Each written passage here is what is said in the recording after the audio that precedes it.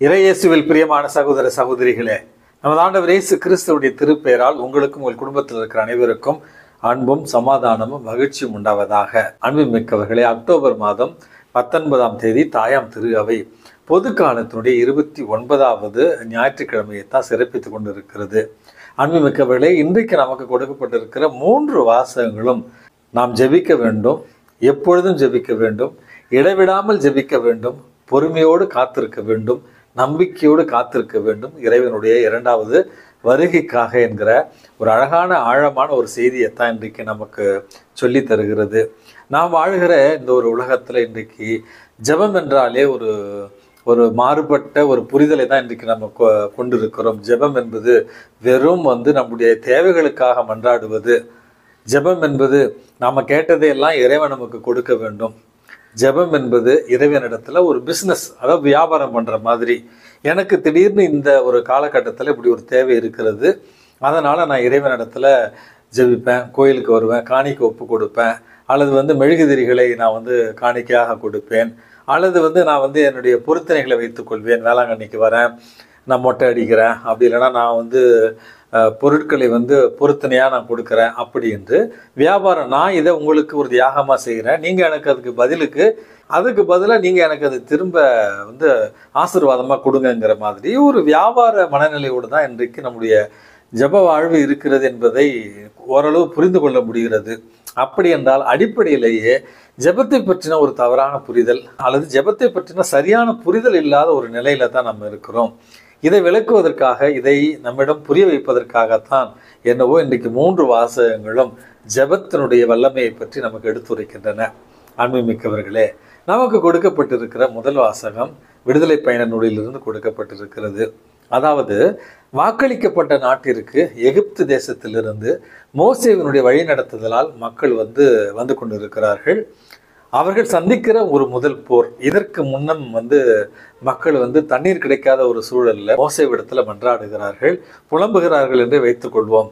மோசே அந்த ஜெபத்தை கடவுளிடத்துல கொண்டு செல்கிறார்.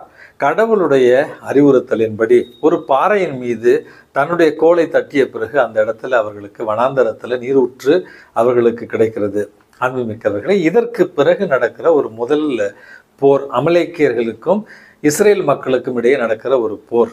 இந்த போரில் எப்படி வெற்றி பெற்றார்கள் மக்கள், எதனால் வெற்றி பெற்றார்கள் என்பதா முதல் வாசகம் நமக்கு சொல்லுகிறது. அதாவது, மோசே ஜெபிக்க ஆரம்பிக்கிறார். அவருடைய ஜெபத்திற்கு உதவி செய்பவர்களாக ஆரோன் மற்றும் கூர் என்பவர்கள் அவர் ஜெபிக்கிற இடத்துல இருக்கிறார்கள். மோசே கைகளை உயர்த்தி ஜெபிக்கிறார், கோலை உயர்த்தி ஜெபிக்கிறார். அவர் எப்பொழுதெல்லாம் கைகளை உயர்த்தி ஜெபித்து கொண்டிருந்தாரோ அந்த நேரத்திலெல்லாம் யோசுவானுடைய தலைமையில இஸ்ரேல் மக்கள் ஜெயித்து கொண்டிருந்தார்கள், வெற்றி வாகையை சூடி கொண்டிருந்தார்கள். எப்பொழுதெல்லாம் மோசே கைகள் தளர்ந்து போய் கைகள் உயர்த்தப்படாமல் இருந்ததோ அப்போதெல்லாம் இஸ்ரேல் மக்கள் தோற்று கொண்டிருந்தார்கள். எனவே தான் மோசே அவருடைய கரங்களை கூர் மற்றும் ஆரோன் இவர்கள் இருவருமே உயர்த்தி பிடித்து கொண்டே இருக்கிறார்கள். அப்படி என்றால் மோசே ஜெபிக்க ஜெபிக்க யோசுவா தலைமையில இஸ்ரேல் மக்கள் அங்கே வெற்றி பெற்று கொண்டிருந்தார்கள். அன்புமிக்கவர்களே, நம்முடைய மனித வாழ்க்கையில ஜெபத்தினுடைய அழகான பாடம் இது. எவ்வளவுக்கு எவ்வளவு ஆண்டவரை நோக்கி நம்முடைய கரங்களை உயர்த்தி நம்ம ஜெபிக்கிறோமோ அவ்வளவுக்கு அவ்வளவு ஆசீர்வாதங்கள் நமக்கு கிடைக்கும் என்கிற முதல் செய்தி முதல் வாசகத்திலிருந்து நமக்கு கிடைக்கிறது. 2வது அழகான செய்தி என்பது கத்தோலிக்க கிறிஸ்தவர்களுக்கு ஒரு மனக்குமுறல் அல்லது ஒரு தாழ்வு மனப்பான்மை. கைகளை உயர்த்தி ஜெபிக்கக்கூடாது, கைத்தட்டி ஜெபிக்கக்கூடாது, மௌனமாக ஜெபிக்கணும், எந்த ஆரவாரமும் செய்யக்கூடாது என்கிற ஒரு தாழ்வு மனப்பான்மையில நம்ம இருக்கிறோம். அன்புமிக்கவர்களே, மோசேவுடைய வாழ்க்கையை நம்ம பார்த்தோம் என்றால் கரங்களை உயர்த்தி ஜெபிக்கிறார், கோலை உயர்த்தி ஜெபிக்கிறார், அப்பொழுதெல்லாம் அவர் ஜெயிக்கிறார். ஆகவே நம்முடைய வாழ்க்கையில கூட கரங்களை உயர்த்தி ஜெபிக்க வேண்டும் என்கிற 2வது செய்தியையும் இந்த முதல் வாசகம் நமக்கு சொல்லி தருகிறது. 3வது ஒரு அழகான ஒரு செய்தியாக முதல் வாசகத்துல இங்கே மோசே ஜெபிக்கிறார், அங்கே யோசுவா போராடுகிறார். மனித வாழ்வு என்பது ஜெபத்தோடு கூடிய உடல் உழைப்பில் இருக்க வேண்டும். நான் வெறும் ஜெபம் பண்ண, கடவுள் என்னுடைய ஜெபத்தை கேட்கவே இல்லை அப்படி என்று பல நேரங்களில் பழிய பூரா கடவுள் மேலே போட்டு விடுகிறோம். அன்புமிக்கவர்களே, மனித வாழ்க்கையில் நம்முடைய முயற்சியை நம்ம எடுக்க வேண்டும், நம்முடைய உடல் உழைப்பையும் நமக்கு கொடுக்க வேண்டும். அதைத்தான் ஆங்கிலத்தில் 99% பெர்ஸ்பிரேஷன் 1% இன்ஸ்பிரேஷன் என்று சொல்வார்கள். 99% என்னுடைய உழைப்பு, என்னுடைய முயற்சி, என்னுடைய தேடல், அந்த 1% தான் கடவுள் ஆசீர்வாதமாக கொடுக்கிறார்.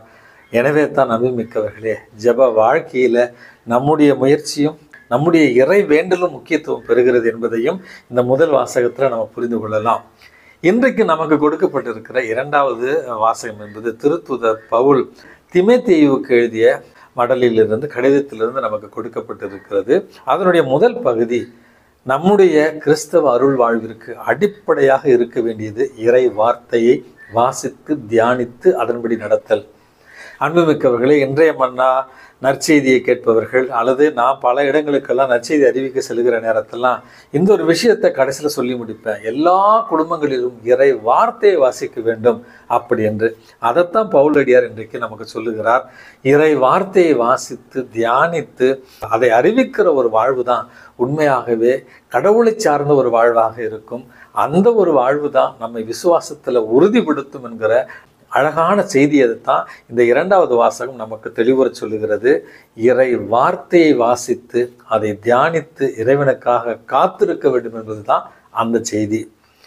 மூன்றாவது வாசகமான நற்செய்தி வாசகம் இன்றைக்கு நமக்கு சொல்லித் தருகிற அழகான பாடம் என்பது ஜெபிக்க வேண்டும், மனம் தளராமல் ஜெபிக்க வேண்டும், இடைவிடாமல் ஜெபிக்க வேண்டும் என்பதற்கான உதாரணம் தான் மூன்றாவது வாசகம். அதாவது நேர்மையற்ற நடுவர் ஒருவரிடத்துல கைம்பெண் ஒருவர் எப்படி தனக்கான நீதியை பெற்றுக்கொண்டார் என்பதற்காக நமது ஆண்டவர் இயேசு கிறிஸ்து இந்த உவமை சொல்லுகிறார். அதாவது மக்கள் ஜெபிக்க வேண்டும், இடைவிடாமல் ஜெபிக்க வேண்டும் என்பதை கற்பிப்பதற்காக இந்த ஒரு செய்தியை சொன்னதாக விவிலியத்தினுடைய முதல் பகுதியில் நம்ம வாசிக்கிறோம். இந்த நேர்மையற்ற நடுவரை பற்றி சொல்லுகிற நேரத்தில் அவர் நேர்மையற்றவர் என்றும் கடவுளுக்கு அஞ்சாதவர் என்றும் மக்களுக்கு மனமிறங்காதவர் அல்லது மக்களை மதிக்காதவர் என்றும் அவரை பற்றி குறிப்பிடப்பட்டிருக்கிறது. அவரிடத்துல தான் இந்த பெண் தொடர்ந்து இடைவிடாமல் மன்றாடி மன்றாடி மன்றாடி கடைசியில் அவருக்கான நீதியை பெற்றுக்கொண்டார் என்று நம்ம விவிலியத்தில் வாசிக்கிறோம். எதுக்கு ஃபாதர் இந்த நீதியற்ற நடுவரை கடவுளுக்கு ஒப்பிடுகிறார் இயேசு என்று நீங்கள் யோசிக்கலாம்.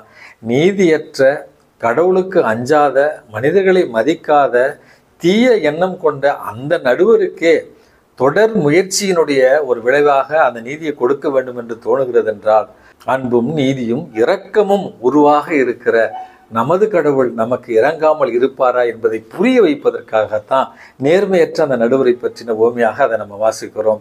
அன்புமிக்கவர்களே, இந்த நற்செய்தி வாசகம் நமக்கு சொல்லித்தருகிற முதல் அழகான பாடம் என்பது லூக்கா நற்செய்தியில ஏழைகள், எளியவர்கள், குரலற்றவர்கள், கைம்பெண்கள் இவற்றின் ஒரு நற்செய்தியாகத்தான் லூக்காவினுடைய குரல் ஒலிக்கிறது. அப்படி என்றால் ஏழையர்கள் சார்பாகவும் குரலற்றவர்கள் சார்பாகவும் கைம்பெண்கள் சார்பாகவும் தான் இறைவன் இருக்கிறார் என்கிற உண்மையை உறக்கச் சொல்லுகிறது இந்த நற்செய்தி வாசகம். பழைய ஏற்பாட்டில் ஏழையருக்கு இறங்குபவர்கள் இறைவனுக்கே உதவி செய்பவர்கள் என்கிற ஒரு கண்ணோட்டத்திலும், கைம்பெண்ணுக்கு உதவி செய்தல் என்பது கடவுளுக்கே மகிழ்ச்சி தருகிற ஒரு செய்தி என்பதையும் இன்றைக்கு நமக்கு தெளிவுபடுத்தி, ஆதரவற்றவர்களாக இருந்தால், கைம்பெண்களாக இருந்தால், குரலற்றவர்களாக இருந்தால், உதவியற்றவர்களாக இருந்தால் இறைவன் நம் சார்பாக இருக்கிறார் என்கிற முதல் செய்தியைத்தான் அந்த நற்செய்தி வாசகம் நமக்கு தெளிவுற சொல்லுகிறது. இரண்டாவது ஒரு செய்தியாக அன்புமிக்கவர்களே, நம்முடைய இறை வேண்டல் என்பது இடைவிடாத இறைவேண்டலாக இருக்க வேண்டும், தொடர்ச்சியான ஒரு இறைவேண்டலாக இருக்க வேண்டும், மனம் தளராத ஒரு இறைவேண்டலாக இருக்க வேண்டும் என்பதைத்தான் இரண்டாவது செய்தி நமக்கு அழகான ஒரு செய்தியாக வருகிறது. ஆகவே இறைவனிடத்தில் வியாபாரம் செய்வதை தவிர்த்து விட்டு இதை கொடுங்க, நான் இதை செய்கிறேன், நான் இதை செய்கிறேன், எனக்கு அதை கொடுங்க அப்படி என்று தொடர்ந்து இடைவிடாமல் நிலைத்து நிற்கிற ஒரு ஜெபத்தை நம்ம ஏறெடுக்க வேண்டும். தொடர்ந்து ஜெபிக்க வேண்டும். ஒவ்வொரு நாளும் காலையும் மாலையும் மதியமும் இரவும் இறைவனோடு ஒன்றித்திருக்கிற ஒரு முக்கியமான ஒரு காரணியாக ஜெபத்தை நம்முடைய வாழ்க்கையில பயன்படுத்த வேண்டும்.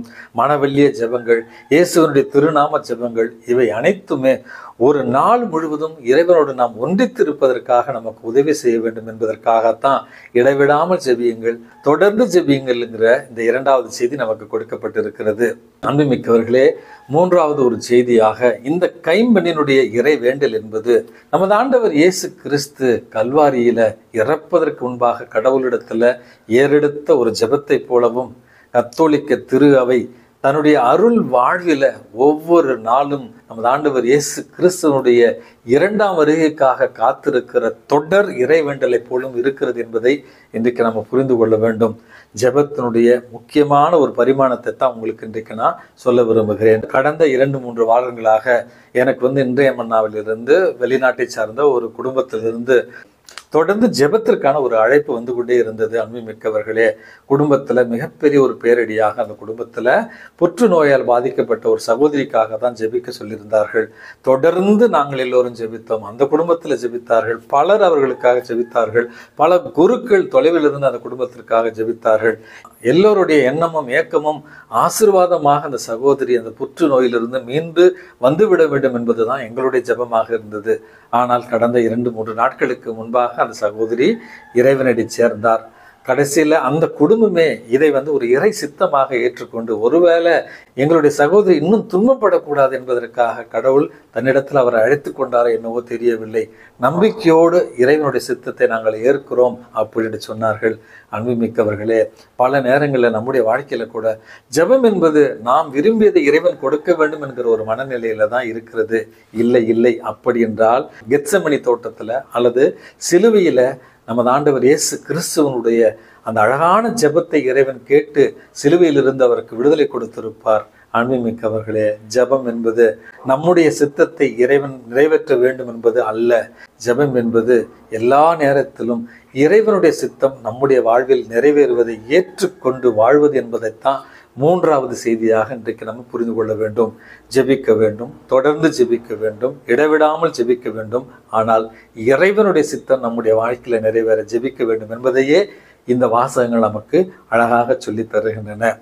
ஆகவே இந்த ஞாயிற்றுக்கிழமையினுடைய மைய கருத்துக்களாக இறை வார்த்தையை வாசித்து தியானிக்கிற ஒரு குடும்பங்களாக நம்முடைய குடும்பங்கள் மாற வேண்டும்.